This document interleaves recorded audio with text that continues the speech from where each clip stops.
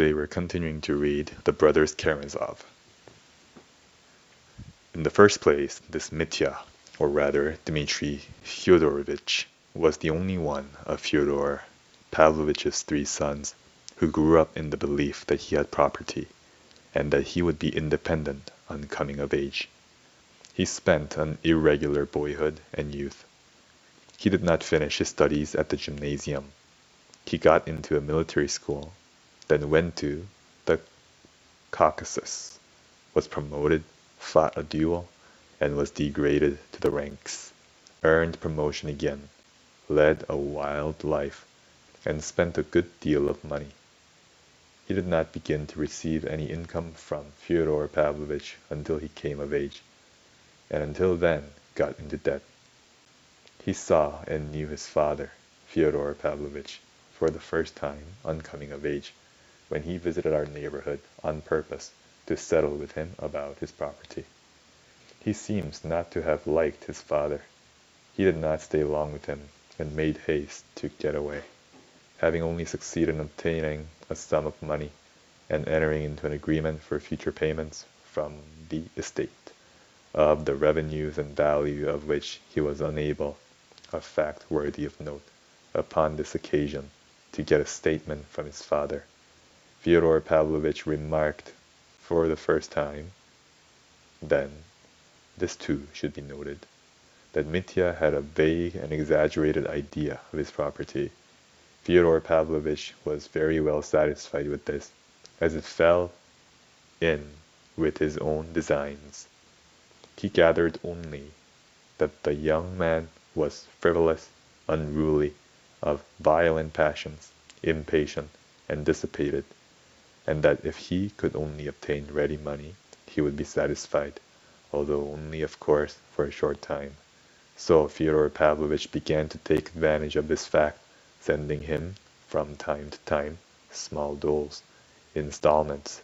In the end, when 4 years later, Mitya, losing patience, came a second time to our little town to settle up once for all with his father, it turned out to his amazement that he had nothing, that it was difficult to get an account even, that he had received the whole value of his property in sums of money from Fyodor Pavlovich, and was perhaps even in debt to him, that by various agreements into which he had of his own desire entered at various previous dates, he had no right to expect anything more, and so on and so on.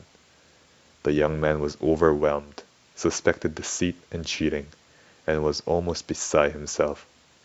And indeed, this circumstance led to the catastrophe, the account of which forms the subject of my first introductory story, or rather, the external side of it.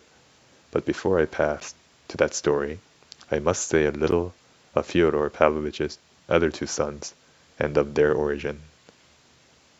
Chapter 3. The Second Marriage and the Second Family. Very shortly after getting his 4-year-old Mitya off his hands, Fyodor Pavlovich married a second time. His second marriage lasted 8 years. He took this second wife, Sofia Ivanovna, also a very young girl, from another province, where he had gone upon some small piece of business in company with the Jew. Though Fyodor Pavlovich was a drunkard and a vicious debauchee, he never neglected investing his capital, and managed his business affairs very successfully, though no doubt not over scrupulously. Sofia Ivanovna was the daughter of an obscure deacon, and was left from childhood an orphan without relations. She grew up in the house of a general's widow, a wealthy old lady of good position, who was at once her benefactress and tormentor. I do not know the details, but I have only heard that the orphan girl, a meek and gentle creature, was once cut down from a halter, in which she was hanging from a nail in the loft. So terrible were her sufferings from the caprice and everlasting nagging of this old woman, who was, apparently, not bad-hearted, but had become an insufferable tyrant through idleness. And that's the end of the reading for today. Have a good day.